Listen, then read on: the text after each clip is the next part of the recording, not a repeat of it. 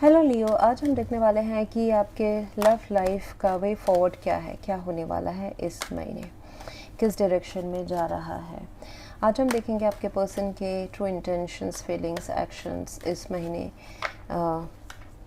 अगर कोई major challenges आने वाले हैं उसको आप कैसे हैंडल कर सकते हैं, what is the way forward, and उनके ट्रू इंटेंशंस एंड प्लस क्या अच्छा हो रहा है इस कनेक्शन में, and what's the outcome of this relationship, ये सारा हम देखने वाले हैं। प्लस अगर कोई नया लव आ रहा है आपके एनर्जी में तो भी वो भी हम फाइंड आउट करेंगे। अगर आपको मेरा काम अच्छा लगता है you can consider subscribing to my channel. Subscribe करने के बाद में बेल नोटिफिकेशन ज़रूर ऑन रखें लियो, अदरवाइज़ मेरे वीडियोस आप तक पहुंचेंगे नहीं। अगर आप में से किसी को पेड पर्सनल रीडिंग करानी है, ऑरा हीलिंग, फुल लाइफ का prediction with remedies, past life regression, Akashic records, charged crystals जो आपको 100% गारंटीड रिजल्ट्स देते हैं, you can reach out to me through my website. अगर आप मेरे चैनल के मेंबर बनते हैं थ्रू द जॉइन बटन तो बहुत सारे एक्सक्लूसिव पर्क्स भी आपको मिलते हैं, जिसमें से कुछ है कि आप लाइव स्ट्रीम के दौरान मुझसे अपने पर्सनल सवाल पूछ सकते हैं एंड उसके मैं आपको जवाब, एंड अगर कोई रेमेडीज़ चाहिए so I will provide it to you free of cost. So that is one benefit. पर बहुत सारे एक्सक्लूसिव रीडिंग्स होते हैं जो आपको ज़्यादा गाइडेंस प्रोवाइड करते हैं कि आपके लाइफ में क्या चल रहा है। So you get a more broader clear picture, जो सिर्फ मेंबर्स के लिए है। सो यहाँ पे मुझे लियो दिखाई दे रहा है कि there is lot of love, but at the same time कोई इस प्यार से शायद से मुकरने की भी कोशिश कर रहा है। It's a time where this love needs to be resurrected, या फिर एक सेकेंड चांस, जजमेंट कॉल, ठीक है, आपके साइड से। Roles could be reversed at any point of time, ये ध्यान दीजिएगा। सो आपके जो पर्सन है वो बहुत ज़्यादा सोच रहे हैं क्या इस रिलेशनशिप में मुझे 100% कूद जाना चाहिए या नहीं। सो एक दुविधा में है। They are over thinking logically, analytically कि इस रिलेशनशिप में मुझे क्या करना चाहिए। उनका कहीं ना कहीं थॉट प्रोसेस थोड़ा सा ब्लॉक्ड है। ओके, सो पुरान में भी शायद से दे आर प्री कंडीशनिंग, बचपन से लेके अभी तक जो जैसा उनको समझाया गया है, जैसा उन्होंने देखा है कि प्यार को कैसे इम्प्लीमेंट किया जाता है 3D मटेरियल लाइफ में, कहाँ तक पहुँचा है, क्या वेज से जाते हैं। I am talking in terms of society 3D material run में जो जिस तरीके से कमिटमेंट या कैसे इसको एग्जीक्यूट करना, लोगों के सामने हम कितना आ सकते हैं, जो फिज़िकल पॉसिबिलिटीज़, लॉजिस्टिक्स जो हम एक प्यार का देखते हैं, वो प्रैक्टिकल वेज ऑफ लव का, उसमें उनका दिमाग कहीं ना कहीं अटका हुआ है। देयर इज़ नो डाउट कि अब दोनों के बीच में प्यार में कोई शक है। No, it is king of cups. So बहुत ज़्यादा इमोशनल अटैचमेंट है, ऑल्दो एक्सप्रेशन ऑफ लव थोड़ा सा कम है। लव को, इमोशंस को थोड़ा सा बांध के रखने की कोशिश की जा रही है। It is because of the emotions या फिर जो ट्रॉमास होते हैं रिलेशनशिप को लेके, जो आप दोनों ने या दोनों में से किसी एक ने अपने लाइफ में फेस की है।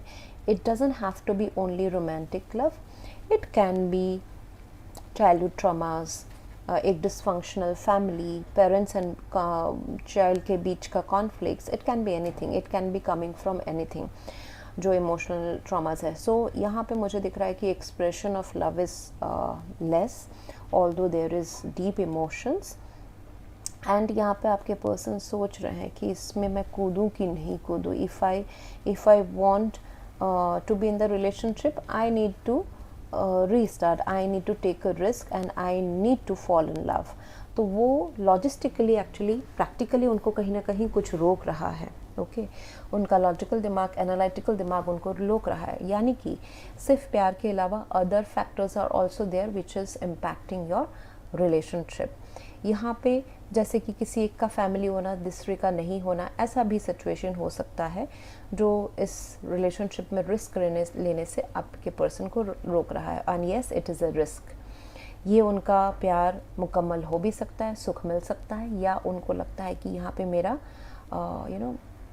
क्रश भी हो सकता है, मेरे अरमानों को अरमान फ्यूचर में जाके टूट भी सकते हैं अगर मैं प्यार में पड़ गया या पड़ गई।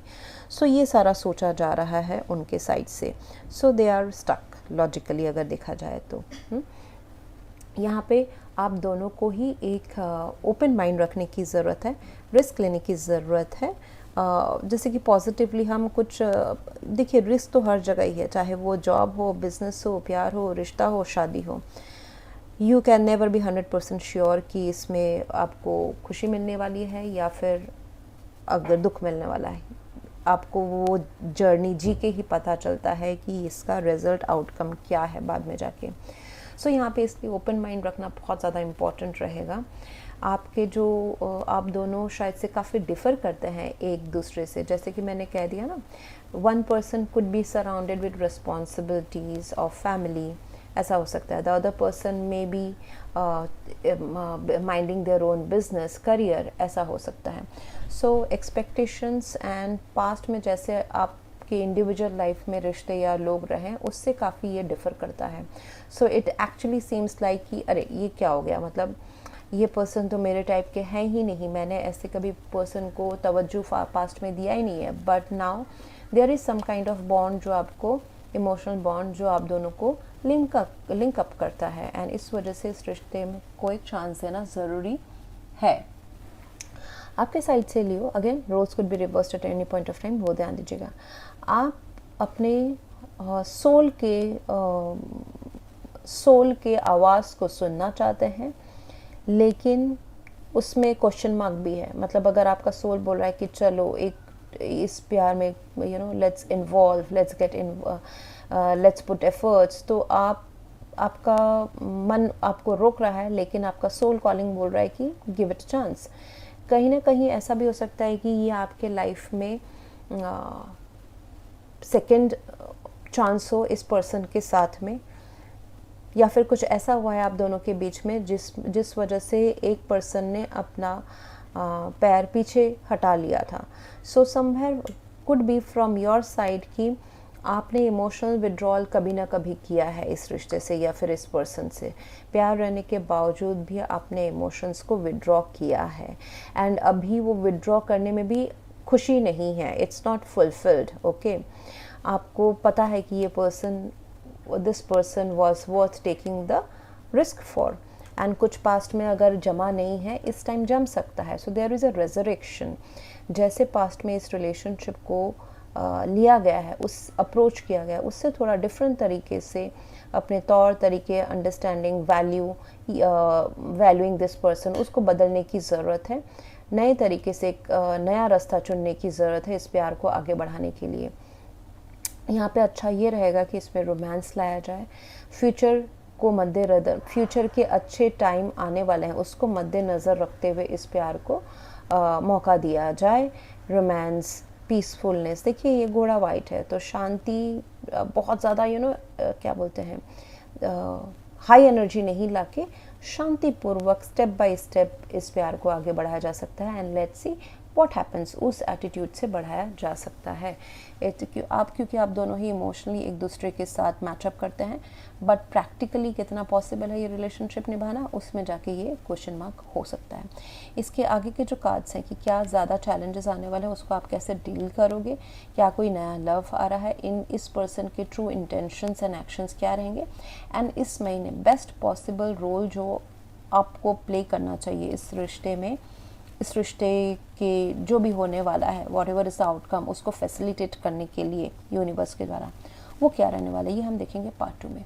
Thank you very much for watching. Please do like, share, comment and subscribe.